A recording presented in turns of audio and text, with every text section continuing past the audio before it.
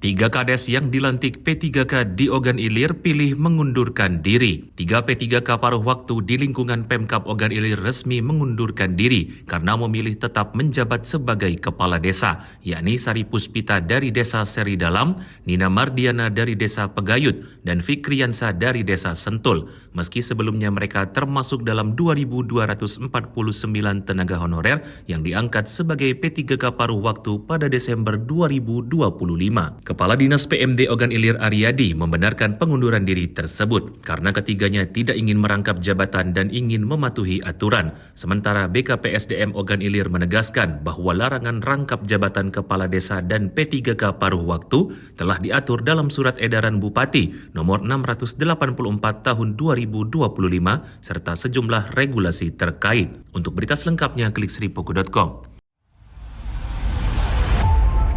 Saksikan Saksi Kata hanya di YouTube Sri Poku TV.